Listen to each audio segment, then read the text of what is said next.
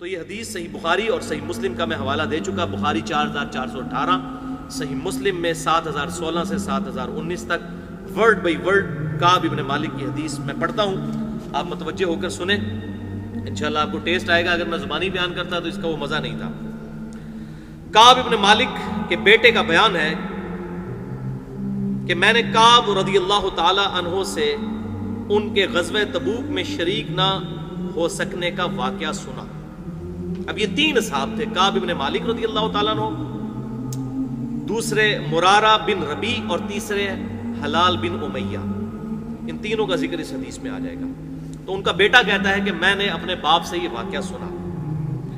انہوں نے بتایا کہ غزوہ تبوک کے سوا اور کسی غزوہ میں ایسا نہیں ہوا تھا کہ میں رسول اللہ صلی اللہ علیہ وسلم کے ساتھ شریک نہ ہوا ہوں. البتہ غزوہ بدر میں بھی شریک نہیں ہوا تھا، لیکن جو لوگ غزوہ بدر میں شریک نہیں ہو سکے ان کے متعلق آپ صلی اللہ علیہ وسلم نے کسی قسم کی ناراضگی کا اظہار نہیں فرمایا تھا. کیوں کہ آپ صلی اللہ علیہ وسلم اس موقع پر صرف قریش کے قافلے کی تلاش میں نکلے تھے. یہ ہم سورۃ الانفال میں سن چکے ہیں کہ وہ غزوہ بدر کے لیے تو گئے نہیں تھے، وہ تو ابو سفیان کے قافلے کے لیے گئے تھے. لیکن اللہ تعالیٰ کے حکم سے کسی پہلی تیاری کے بغیر آپ صلی اللہ علیہ وسلم کی دشمنوں سے ٹکر ہو گئی، اور میں لیلہ عقبہ ثانیہ میں بھی آپ صلی اللہ علیہ وسلم کی خدمت میں حاضر تھا. یہ وہ رات تھی جو ہجرت مدینہ سے پہلے چند انصار نے آپ صلی اللہ علیہ وسلم کے ہاتھ پر حج کے موقع پر بیعت کی اور آپ کو دعوت دی کہ آپ ہجرت کر کے مدینہ شریف آ جائیں. تو یہ اصل میں آپ کی زندگی کا ٹرننگ پوائنٹ تھا کہ آپ کو ایک الٹرنیٹو بیس مل گئی مدینہ شریف کے اندر، اور وہاں سے پھر آپ کی دعوت لانچ ہوئی. تو یہ صحابی کہتے ہیں میرے لیے تو یہ فخر کی بات تھی کہ میں تو اس رات میں بھی حضور کے ہاتھ پر بیعت کرنے والے جو چند لوگ تھے ان میں شامل تھا. تو میں اپنے لیے اعزاز غزوہ بدر سے بھی بڑھ کر سمجھتا ہوں. اور میں لیلہ عقبہ میں حضور صلی اللہ علیہ وسلم کی خدمت میں حاضر ہوا تھا. یہ وہی رات ہے جس میں ہم نے مکہ میں اسلام کے لیے عہد کیا تھا، اور مجھے تو یہ غزوہ بدر سے بھی زیادہ عزیز ہے، اگرچہ بدر کا لوگوں کی زبانوں پر چرچا زیادہ ہونے لگا ہے. میرا واقعہ یہ ہے کہ میں اپنی زندگی میں کبھی اتنا قوی اور اتنا صاحب مال نہیں ہوا تھا جتنا اس موقع پر تھا، یعنی غزوہ تبوک کے موقع پر. جبکہ میں آپ صلی اللہ علیہ وسلم کے ساتھ تبوک کے غزوے میں شریک نہیں ہو سکا. اللہ کی قسم اس سے پہلے کبھی میرے پاس 2 اونٹ بھی جمع نہیں ہوئے تھے، لیکن اس موقع پر میرے پاس 2 اونٹ موجود تھے. آپ صلی اللہ علیہ وسلم جب کبھی بھی کسی غزوے کے لیے تشریف لے جاتے تو آپ صلی اللہ علیہ وسلم اس کے لیے ذو معنی الفاظ استعمال فرمایا کرتے تھے. لیکن غزوہ تبوک کا جب موقع آیا تو گرمی بڑی سخت تھی، سفر بھی بہت لمبا تھا، بیابانی راستہ تھا اور دشمن کی فوج بھی کثرت سے تھی، تمام مشکلات سامنے تھیں. اس لیے آپ صلی اللہ علیہ وسلم نے مسلمانوں کو اس غزوے سے متعلق بہت تفصیل کے ساتھ بتا دیا تھا. یعنی پہلے آپ صلی اللہ علیہ وسلم جو ہے وہ کنائے سے گفتگو کرتے تھے تاکہ کوئی دشمن سن نہ لے، راز لیک نہ ہو جائے. مثلا بخاری مسلم میں آتا ہے آپ نے اگر مشرق کی طرف جانا ہوتا تھا تو آپ کہتے تھے مغرب میں جائیں گے، تو ہم سمجھ جاتے تھے کہ ہم نے مشرق میں جانا ہے. لیکن یہ ایسا خطرناک موقع تھا کہ آپ نے کھل کر ساری بات کی کہ بھئی یہ ایسا غزوہ ہے، یہ ڈیسائسو ہے. ظاہر ہے انٹرنیشنل لیول پہ مسلمانوں کی دھاک بیٹھنے والی تھی اور آئندہ آنے والی فتوحات ساری اسی غزوہ تبوک پہ ڈیپینڈنٹ تھی. اور سفر بڑا کٹھن تھا، گرمیوں کا موسم تھا، پھل پک کر تیار ہونے والے تھے، اور وہ کہہ رہے ہیں کہ بڑا لمبا سفر تھا. ایریل ڈسٹنس آج بھی اگر جہاز سے سفر کریں تو 550 کلومیٹر بنتا ہے، اور جو ویسے سڑک کا راستہ ہے یا پیدل کا راستہ وہ 700 کلومیٹر بنتا ہے غزوہ تبوک کا، تبوک کے مقام تک پہنچنے کے لیے. اب اتنا مشکل سفر 30,000 جانثار صحابہ کرام رضوان نے کیا، لیکن کچھ پیچھے بھی رہ گئے. تو رومن امپائر سامنے سے 1.5 سے 2 لاکھ کی فوج لے کر کیسر روم آ گیا. لیکن آپ صلی اللہ علیہ وسلم کی ایسی دہشت پڑی کہ وہ مقابلہ کیے بغیر بھاگ گیا. پھر آپ صلی اللہ علیہ وآلہ وسلم نے 20 دن تک وہاں پر قیام کیا، ارد گرد کے قبائل کے ساتھ آپ صلی اللہ علیہ وآلہ وسلم نے معاہدے کیے، اور پھر آپ صلی اللہ علیہ وسلم واپس تشریف لے کر آئے. اور پھر دھاگ بیٹھ گئی کہ رومن امپائر بھی 30,000 صحابہ اکرام علیہم رضوان جانثاروں کا مقابلہ نہیں کر سکی. بہرحال وہ کہتے ہیں کہ آپ صلی اللہ علیہ وسلم نے چونکہ بڑی کریٹیکل جنگ تھی، بڑی تفصیل سے ہمیں بتایا اور کوئی ڈھکی چھپی بات نہیں کی تاکہ اس کے مطابق ہم پوری طرح تیاری کر لیں.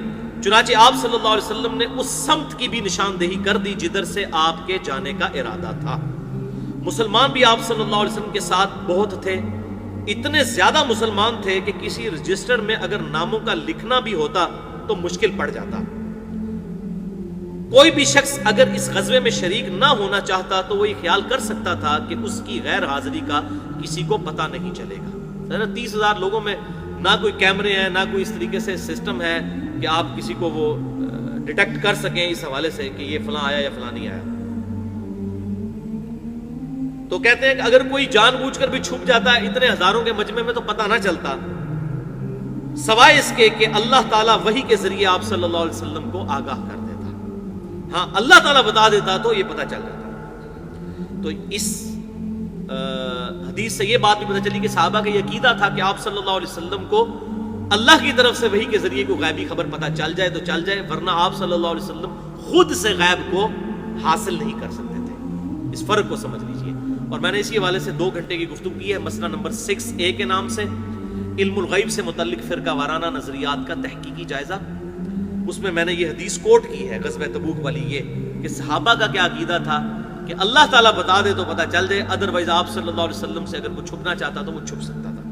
اور اس کا ذکر سورہ توبہ میں بھی آ چکا ہے کہ اے نبی آپ کے سامنے جھوٹی قسمیں کھائیں گے، آپ تو ان سے راضی ہو جائیں گے لیکن اللہ راضی نہیں ہوگا ان سے.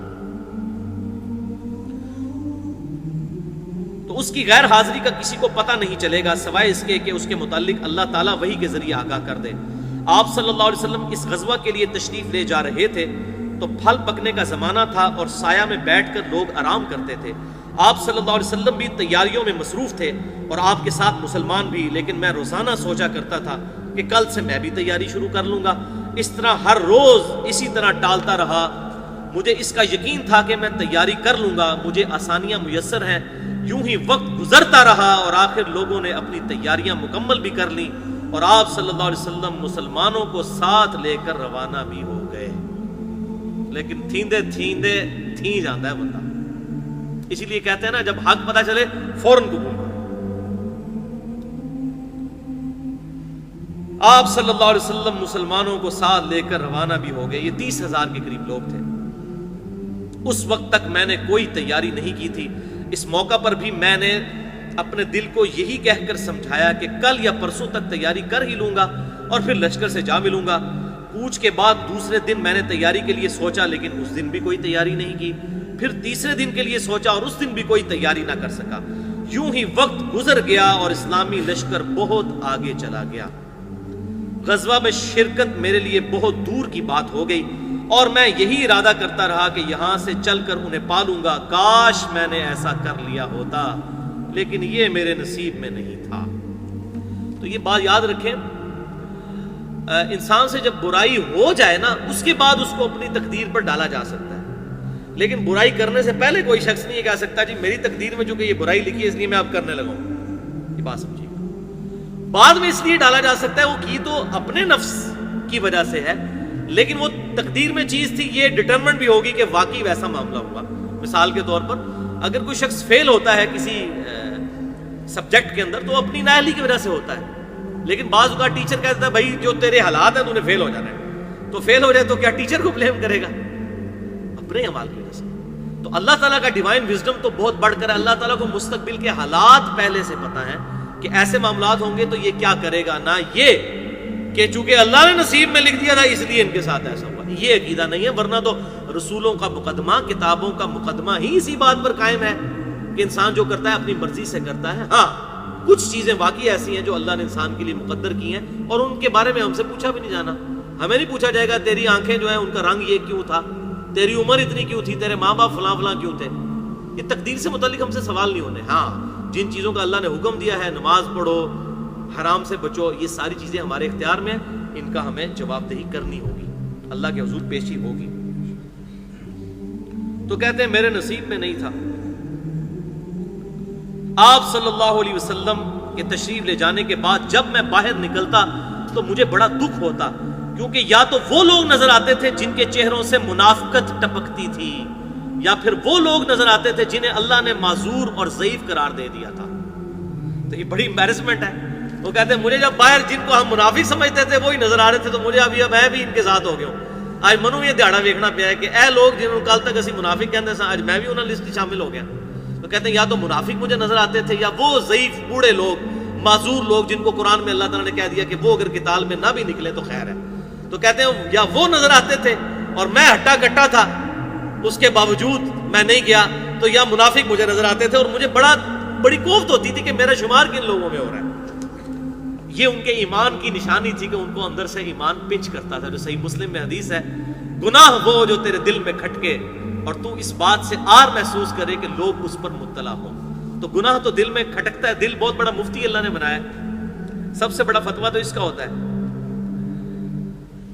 تو کہتے ہیں یا وہ لوگ تھے کہ جو معذوری کی وجہ سے اللہ نے ان کو اجازت دے دی تھی، یا منافق تھے، وہی ان کی شکلیں ہی نظر آتی تھی۔ آپ صلی اللہ علیہ وسلم نے میرے بارے میں کسی سے کچھ نہیں پوچھا تھا، لیکن جب آپ صلی اللہ علیہ وسلم تبوک پہنچ گئے تو وہیں ایک مجلس میں آپ صلی اللہ علیہ وسلم نے فرمایا کہ کعب نے کیا کیا۔ یہ تو ان کو بعد میں پتا چلا نا۔ دیکھیں جو خاص لوگ ہوتے ہیں نا وہ نگاہ میں ہوتے ہیں، یہ بات ذہن میں رکھیے گا، اور خاص لوگ اگر اس طریقے سے ڈنڈی مار جائیں تو اس کا دکھ بھی زیادہ ہوتا ہے، عام آدمی کا نہیں ہوتا۔ تو حضور صلی اللہ علیہ وسلم نے پوچھا کہ کعب نے کیا کیا؟ بنو سلمہ کے ایک صاحب نے کہا یا رسول اللہ اس کے غرور نے اسے آنے نہیں دیا۔ صحیح مسلم میں حدیث ہے تکبر یہ نہیں کہ تم اچھا لباس پہنو یا اچھے دکھو، اللہ بھی خوبصورت ہے اور خوبصورتی کو پسند کرتا ہے، تکبر یہ ہے کہ تم دوسروں کو حقیر سمجھو اور حق بات سے اناد کرو۔ یہ حق بات سے اناد تھا، رسول اللہ صلی اللہ علیہ وسلم کا ساتھ نہ دیا، تو اس وجہ سے انہوں نے کہا اس کو تکبر نے آمادہ کیا۔ اس پر معاذ بن جبل بولے تم نے بری بات کہی، تو معاذ بن جبل نے کہا کہ نہیں، یہ کسی کے ایک واقعے سے اس کی پوری زندگی زیرو تو نہیں ہوگی، وہ کامل الایمان ہے، اب کہیں نفس کے غلبے کی وجہ سے ہو گیا۔ اور ہمارے مولوی کیا کرتے ہیں، کسی کی ایک ایک بات پکڑ کے نا پورے لیکچر لوگوں نے ریکارڈ کرائے ہوتے ہیں، کچھ مولویوں کا کام ہی ہے ایک ایک دو غلطیاں پکڑی ہوئی ہیں، پورا لیکچر ریکارڈ کرایا ہوتا ہے اور کہتا ہے یہ تو گمراہ ہو گیا، یہ تو دوست کی ہو گیا۔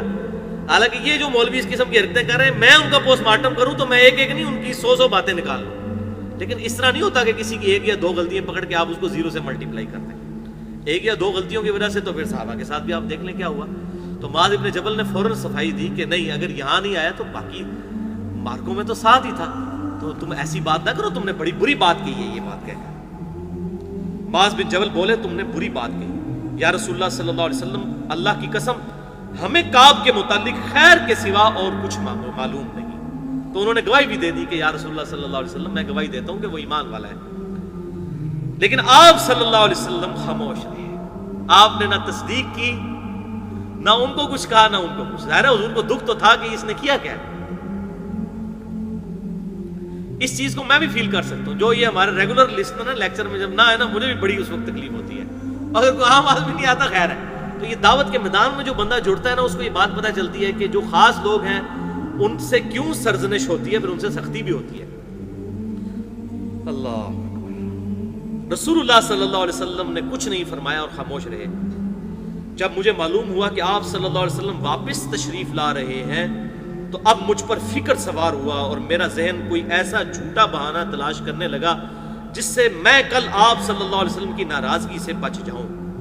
اپنے گھر کے ہر عقل مند آدمی سے اس سے متعلق میں نے مشورہ کیا، لیکن جب مجھے معلوم ہوا کہ آپ صلی اللہ علیہ وسلم مدینے سے بالکل قریب تشریف لا چکے ہیں تو غلط خیالات میرے ذہن سے نکل گئے اور مجھے یقین ہو گیا کہ اس معاملہ میں جھوٹ بول کر اپنے آپ کو کسی بھی طریقے سے محفوظ نہیں کر سکوں گا۔ بس یہی ان کا ٹرننگ پوائنٹ تھا، ورنہ منافق ہو جاتے ہیں۔ چنانچہ میں نے سچی بات کہنے کا پختہ ارادہ کر لیا۔ صبح کے وقت آپ صلی اللہ علیہ وسلم تشریف لائے۔ جب آپ صلی اللہ علیہ وسلم کسی سفر سے واپس تشریف لاتے تو یہ آپ کی مبارک عادت تھی کہ آپ صلی اللہ علیہ وسلم پہلے مسجد میں تشریف لے جایا کرتے تھے اور 2 رکعت نماز پڑھا کرتے تھے، پھر لوگوں کے ساتھ مجلس میں بیٹھ جاتے تھے۔ جب آپ صلی اللہ علیہ وسلم اس عمل سے فارغ ہو چکے تو آپ صلی اللہ علیہ وسلم کی خدمت میں لوگ آنے لگے جو غزوہ میں شریک نہیں ہو سکے تھے اور قسم کھا کھا کر اپنے عذر بیان کرنے لگے، یعنی وہی منافقین جو سورہ التوبہ میں ذکر آیا ہے، 11واں پارہ شروع سے ہوتا ہے کہ ان قریب یہ قسمیں اٹھا کر کہیں گے یا رسول اللہ میری بیوی بیمار تھی، یا رسول اللہ میرا بچہ بیمار تھا، یہ تھا وہ تھا۔ تو یہ تو آپ کو راضی کر لیں گے لیکن اللہ کو راضی نہیں کر سکتے، اللہ کو تو پتہ ہے یہ جھوٹ بول رہے ہیں۔ لوگ قسمیں کھا کھا کر اپنے عذر بیان کرنے لگے اور ایسے لوگوں کی تعداد 80 کے قریب تھی۔ آپ صلی اللہ علیہ وسلم نے ان کے ظاہر کو قبول فرما لیا اور ان سے عہد لیا، ان کے لیے مغفرت کی دعا فرمائی اور ان کے باطن کو اللہ کے سپرد کر دیا۔ آپ صلی اللہ علیہ وسلم کی یہ شفقت تھی، آپ نے کہا ٹھیک ہے چھوڑ دیں گے سب کو، اور دعا بھی کر دی ان کے لیے۔ یا رسول اللہ آپ اندر چور بھی تو سب کے تھا نا، یا رسول اللہ دعا کرو، ہمارے لیے دعا بھی کرو۔ اب دعا کس لیے کروا رہے تھے؟ پتہ تو تھا کہ غلطی کی ہوئی ہے، اور جو منافق تھے وہ یہ چاہتے تھے کہ تاکہ حضور کو یقین آ جائے کہ ہم آپ پر کامل الایمان مومنین میں ہم بھی شامل ہیں۔ تو آپ صلی اللہ علیہ وسلم نے سب کو رخصت کر دیا۔ اس کے بعد میں حاضر ہوا، میں نے سلام کیا تو آپ صلی اللہ علیہ وسلم مسکرائے، اور آپ کی مسکراہٹ میں ایک ناراضگی اور طنز تھا۔ اللہ، اس مسکراہٹ کی جو تکلیف ہے وہ حضرت کعب بن مالک نے محسوس کی، کہ وہ ہوتا ہے نا طنزیہ کسی پر مسکرانا، کہ اچھا آگے ہو کعب، تم بھی ان لوگوں میں شامل۔ اللہ،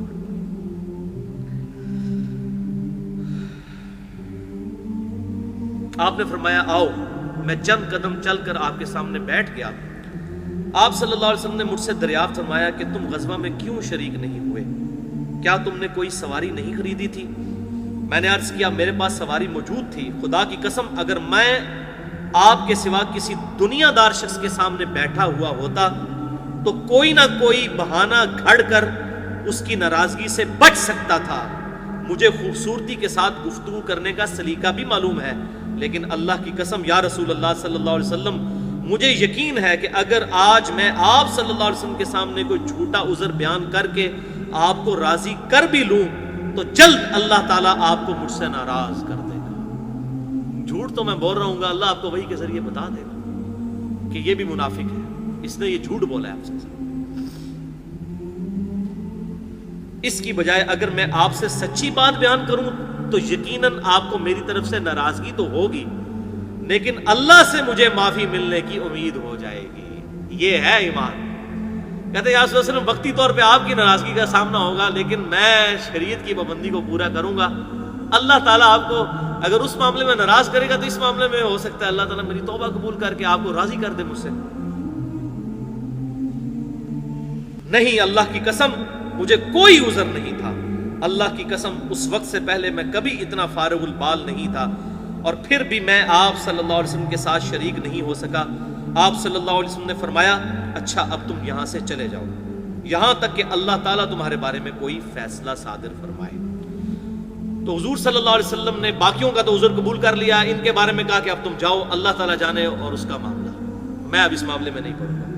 میں اٹھ گیا اور میرے پیچھے بنو سلمہ کے کچھ لوگ بھی دوڑے ہوئے آئے اور مجھ سے کہنے لگے کہ خدا کی قسم ہمیں تمہارے متعلق یہ معلوم نہیں تھا کہ اس سے پہلے تم نے کبھی گناہ کیا ہو اور تم نے بڑی کوتاہی کی ہو۔ آپ صلی اللہ علیہ وسلم کے سامنے تم بھی ویسا ہی کوئی عذر بیان کر دیتے جیسا کہ دوسرے لوگوں نے کیا تھا۔ تمہارے گناہ کے لیے حضور صلی اللہ علیہ وسلم کا اللہ کے حضور استغفار کرنا ہی کافی ہو جاتا۔ یہ وہ لوگ جو آج کل بھی ہیں، کچھ بھی ہیں اللہ تیرے محبوب کی امت سے ہیں، اس ٹائم بھی ایسے لوگ موجود تھے۔ انہوں نے کہا جی جھوٹ مارنا سی چپ کر کے بعد معافی مانگ لینی سی، اللہ تعالیٰ نے حضور صلی اللہ علیہ وسلم دعا کر دیتے تھے، چھٹی ہو جاتی۔ اب یہ ایسے لوگ بھی، ہر کامل ایمان تو سارے نہیں ہوتے نا، بیچارے کمزور ایمان والے بھی تھے، اس قسم کے مشورے دینے والے بھی بیچ میں شامل تھے۔ ان کے تسی جناب اپنی بےزتی کرا لی ہوتے، سارے لوگ کہتے ہیں ان کے جناب دیکھو کیا ہو گیا، تو آپ بھی کوئی بہانہ کر لیتے تو پھر حضور صلی اللہ علیہ وسلم سے دعا کروا لیتے۔ تو اب ان کو بھی پتا تھا اس طریقے سے 2 نمبری والی دعا جو میں کرواؤں گا زبردستی حضور صلی اللہ علیہ وسلم کے ساتھ، تو میں تو یہ دھوکہ دے رہا ہوں گا، آپ صلی اللہ علیہ وسلم اگر دعا کر بھی دیں گے تو وہ تو اللہ تعالیٰ نے معاملہ اس کا طے کرنا ہے نا۔ اللہ، تمہارے گناہ کے لیے آپ صلی اللہ علیہ وسلم کا استغفار ہی کافی ہو جاتا۔ اللہ کی قسم ان لوگوں نے مجھے اس پر اتنا ملامت کیا کہ مجھے بھی خیال آیا کہ مجھے حضور سے جا کر کوئی جھوٹا عذر بیان کر دینا چاہیے۔ یہ دیکھیں ساتھی مروا دیتے ہیں نا، وہ کہتے ہیں اتنا انہوں نے کہا، اتنا مجھے تنگ کیا کہ میں نے کہا اچھا چلو یار میں بھی جا کے نہ کہتا ہوں یار میں نے اس ٹائم آپ کو بات نہیں کی، ٹائم نہیں سی، پوری گل نہیں کر سکیا، ہوں میں تو دسنا اے مسئلہ ہے سی میرے ساتھ۔ لیکن پھر اللہ تعالیٰ نے ان کی مدد کی اور وہ بچ گئے۔ حتیٰ کہ میں نے ارادہ کیا کہ میں بھی واپس جا کر آپ صلی اللہ علیہ وسلم سے کوئی جھوٹا عذر بیان کروں۔ پھر میں نے ان سے پوچھا کیا میرے علاوہ کسی اور نے بھی میری طرح عذر بیان کیا ہے؟ تو انہوں نے کہا ہاں 2 حضرات نے اسی طرح کی معذرت کی ہے جس طرح کی تم نے کی ہے، اور انہیں بھی وہی جواب ملا ہے جو تمہیں ملا ہے۔ تو میں نے پوچھا وہ دونوں کون ہیں؟ انہوں نے بتایا کہ مرارہ بن ربیع اور ہلال بن امیہ رضی اللہ تعالی عنہما، ان دو ایسے صحابہ کا نام انہوں نے لیا جو صالح تھے اور غزوہ بدر میں بھی شریک ہوئے تھے۔ تو انہوں نے کہا اچھا وہ دو بدری صحابی، انہوں نے بھی اسی طرح کیا۔ پھر ان کو ذرا ڈھارس ہوئی کہ میں اکیلا نہیں ہوں، ہے نا، کونوا مع الصادقین، سچوں کے ساتھ رہو۔ تو اب اس چیز نے انہوں نے کہا اچھا چلو یار میں اکیلا نہیں ہوں اس معاملے میں، ان دو کے ساتھ بھی ایسا ہوا ہے تو وہ تو دو، مجھے اپنا تو نہیں پتا لیکن ان دو کے بارے میں وہ بدری صحابی ہیں اور بڑے کامل ایمان مومنین ہیں، اگر ان کے ساتھ بھی ایسا ہوا، انہوں نے بھی اپنا عذر پیش کیا اور آپ صلی اللہ علیہ وسلم نے ان کو بھی کہا کہ جاؤ اللہ کے فیصلے کا انتظار کرو، تو میری بڑی خوش قسمتی ہے اگر میں بھی ان دو کے ساتھ شامل ہوں۔ تو پھر انہوں نے اپنا ارادہ ترک کر دیا، وہ واپس جانے والا جو لوگ ان کو ابھار رہے تھے۔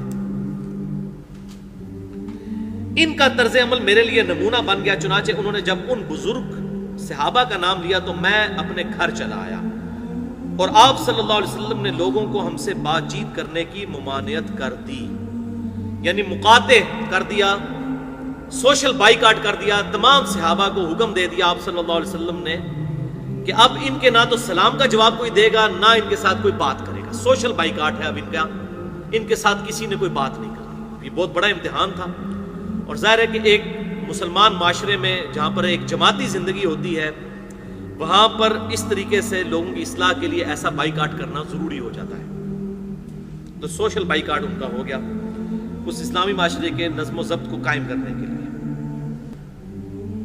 بہت سے لوگ جو غزوے میں شریک نہیں ہوئے تھے ان میں سے صرف ہم 3 ہی تھے، لوگ ہم سے الگ رہنے لگے اور سب لوگ بدل گئے، ایسا نظر آتا تھا کہ ہم سے ساری دنیا بدل گئی ہے، ہمارا اس سے کوئی واسطہ ہی نہیں ہے۔ 50 دن تک ہم اسی طرح رہے۔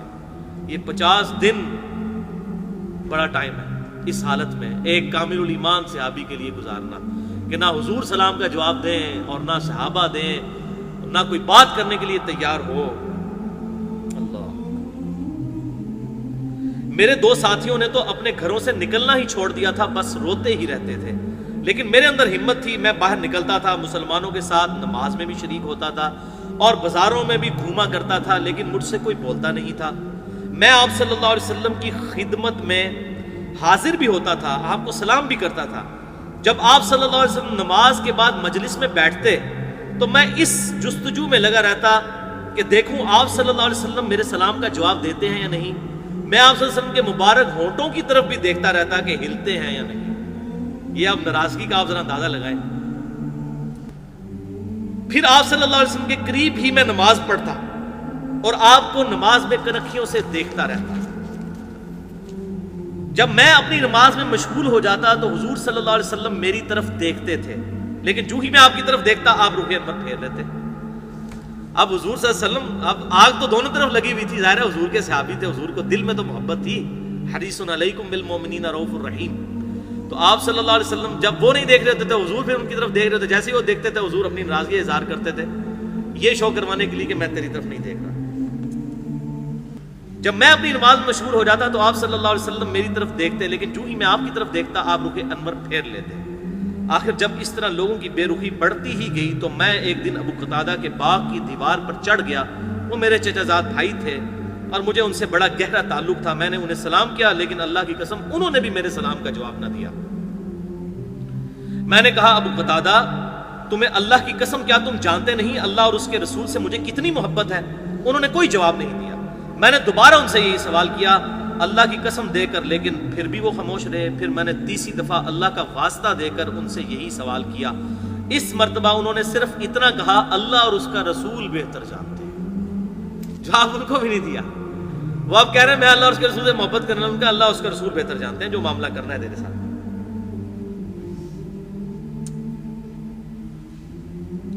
اس پر میرے آنسو پھوٹ پڑے، میں واپس چلا آیا۔ ایک دن میں مدینہ کے بازار میں جا رہا تھا کہ شام کا ایک کاشتکار جو غلہ بیچنے کے لیے مدینہ آیا تھا وہ پوچھ رہا تھا کعب بن مالک کہاں رہتا ہے۔ لوگوں نے میری طرف اشارہ کیا تو وہ میرے پاس آیا اور ملک غسان کا ایک خط مجھے دیا، اور اس خط میں یہ تحریر تھا۔ یہ غسان کا جو بادشاہ ہے یہ وہی تھا کہ جس نے حضور صلی اللہ علیہ وسلم کے ایلچی کو شہید کر دیا تھا، سیدنا حارث بن عبید کو۔ اس کا نام تھا شرابیل بن عمرو۔ تو ایلچی کا قتل جو ہے وہ اس زمانے میں سفیر کا قتل جو ہے اعلان جنگ سمجھا جاتا تھا۔ تو اسی کے ریونج پہ آپ صلی اللہ علیہ وآلہ وسلم غزوہ تبوک کے لیے روانہ ہوئے تھے. پہلے آپ نے حضرت خالد بن ولید اور وہ باقی اصحاب گئے تھے اور وہاں پر پھر باقی شہید ہوئے. حضرت زید بن حارثہ رضی اللہ تعالی عنہ ان کی قیادت میں لشکر بھیجا تھا غزوہ موتا, اور پھر آپ صلی اللہ علیہ وسلم پھر خود غزوہ حنین کے بعد گئے تھے. تو اس ایلچی نے اب دیکھا کہ کعب بن مالک کے ساتھ یہ معاملہ ہوا ہے, تو وہ دیکھیں اس نے ادھر سے خط لکھا, کتنی اس کی جاسوسی تھی, اس نے وہاں سے خط لکھا اور اس خط میں لکھا تھا اما بعد مجھے معلوم ہوا ہے کہ تمہارے صاحب یعنی نبی صلی اللہ علیہ وسلم تمہارے ساتھ زیادتی کرنے لگے ہیں. اللہ نے تمہیں کوئی ذلیل نہیں پیدا کیا ہے کہ تمہارا حق ضائع کیا جائے, تم ہمارے پاس آ جاؤ, ہم تمہارے ساتھ بہتر سلوک کریں گے. یعنی اب اس کافر نے کہا کہ اب بڑا اچھا موقع ہے, یہ دکھا ہوا ہے, اس کو اپنے ساتھ ملا لیں. جب میں نے یہ خط پڑھا تو میں نے کہا کہ یہ ایک اور امتحان مجھ پر آ پڑا. میں نے اس خط کو تندور میں جلا دیا. ظاہر ہے تو مومن تھے, وہ کوئی دنیاوی پوسٹ کسی سیاسی پارٹی کے لیڈر تو نہیں تھے کہ وہ پوسٹ لینے کے لیے وزارت کے لیے ایک پارٹی سے دوسری پارٹی میں چلے جاتے, ایسا تو نہیں تھا, کامل ایمان مومن تھے. تو انہوں نے وہ خط کو تندور میں ڈالا اور کہا یا اللہ اس حد تک صورتحال ہو گئی ہے کہ میں اتنا جو ہے وہ مردود ہو گیا ہوں لوگوں کی نظر میں کہ مجھے اب کافر بھی اپروچ کر رہے ہیں کہ آپ ہمارا آگے ہمیں جوائن کر لو. ان 50 دنوں میں سے جب 40 دن گزر چکے تو رسول اللہ صلی اللہ علیہ وسلم کا ایلچی میرے پاس آیا اور اس نے کہا کہ رسول اللہ صلی اللہ علیہ وسلم نے تمہیں حکم دیا ہے کہ اپنی بیوی سے بھی الگ ہو جاؤ. میں نے پوچھا کیا میں اسے طلاق دے دوں یا مجھے کیا کرنا ہے؟ تو انہوں نے بتایا کہ نہیں, آپ صلی اللہ علیہ وسلم نے صرف یہ کہا ہے کہ اپنی بیوی کے پاس مت جاؤ. میرے دونوں ساتھیوں کو جنہوں نے میری طرح معذرت کی تھی انہیں بھی یہی حکم بھجوا دیا. میں نے اپنی بیوی سے کہا کہ اب تم اپنے میکے چلی جاؤ اور اس وقت تک وہیں رہو جب تک اللہ تعالیٰ اس معاملے کا کوئی فیصلہ نہ کر دے. کعب رضی اللہ تعالیٰ عنہ کہتے ہیں کہ حلال بن امیہ جن کا مقاطعہ ہوا تھا, یعنی ان تینوں میں سے جو حلال بن امیہ تھے, وہ کہتے ہیں کہ وہ ایک بوڑھے شخص تھے اور کمزور تھے, ان کے پاس کوئی خادم بھی نہیں تھا. کیا اگر ان کی بیوی نے آ کر آپ صلی اللہ علیہ وسلم کی خدمت میں عرض کیا کہ کیا اگر میں ان کی خدمت کروں تو آپ ناپسند تو نہیں فرمائیں گے؟ اب دیکھیں بیویاں بھی بجائے اپنے خامند کا ساتھ دینے کے آپ صلی اللہ علیہ وسلم کے پاس گئی ہیں کہ یا رسول اللہ آپ اجازت دیں, تو میرا خامند تو بوڑھا ہے, اس کا بھی آپ نے بائیکاٹ کیا, تو وہ بیچارہ بوڑھا آدمی ہے, وہ کیسے گزارا کرے گا؟ آپ صلی اللہ علیہ وسلم نے فرمایا کہ صرف وہ تم سے صحبت نہ کریں, یعنی ازدواجی تعلق قائم نہ کریں, ویسے تم دونوں ساتھ میاں بیوی رہ سکتے ہو. تو بیوی نے آگے سے عرض کی اللہ کی قسم یا رسول اللہ صلی اللہ علیہ وسلم میرا خامن تو کسی چیز کے لیے حرکت بھی نہیں کر سکتا, جب سے آپ ان سے ناراض ہوئے ہیں وہ دن اور آج کا دن 40 دن گزرنے کو ہیں کہ ان کے آنسو نہیں تھمتے.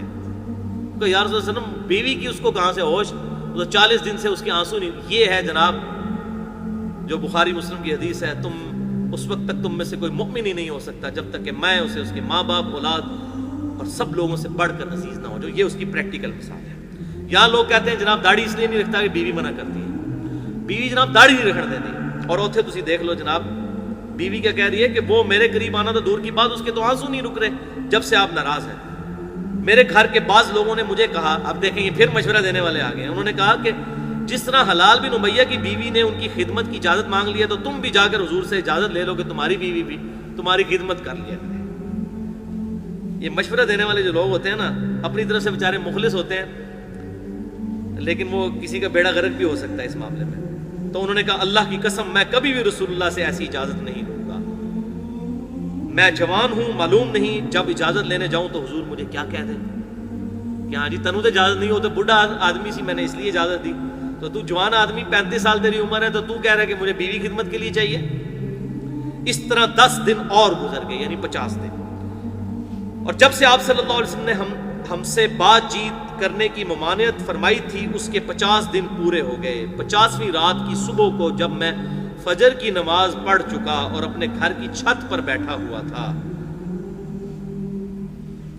اسی طرح جس کا ذکر اللہ تعالیٰ نے کیا ہے کہ میرا دم گھٹا جا رہا تھا اور زمین اپنی تمام وسعتوں کے باوجود میرے لیے تنگ ہو چکی تھی.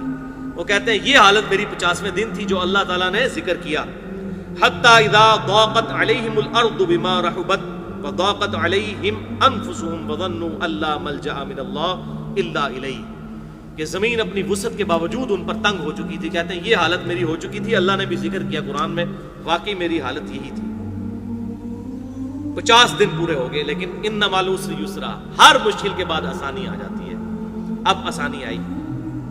تو میں نے ایک پکارنے والے کی پکار سنی، جبل صلا پر چڑھ کر کوئی بلند آواز سے کہہ رہا تھا، اے کعب بن مالک تمہیں بشارت ہو۔ انہوں نے بیان کیا کہ یہ سنتے ہی میں سجدے میں گر پڑا اور مجھے یقین ہو گیا کہ اب مجھ پر فراخی آ جائے گی، تنگی کے بعد آسانی۔ فجر کی نماز کے بعد رسول اللہ صلی اللہ علیہ وسلم نے اللہ کی بارگاہ میں ہماری توبہ کی قبولیت کا اعلان فرما دیا تھا۔ لوگ میرے ہاں بشارت دینے کے لیے آنے لگے اور میں میرے دو ساتھیوں کو بھی جا کر بشارت دی۔ ایک شخص زبیر ابن عوام جو عشرہ مبشرہ میں سے اپنا گھوڑا دوڑائے ہوئے آ رہے تھے، ادھر قبیلہ اسلم کے ایک صحابی نے پہاڑی پر چڑھ کر آواز دی اور آواز گھوڑے سے زیادہ تیز تھی۔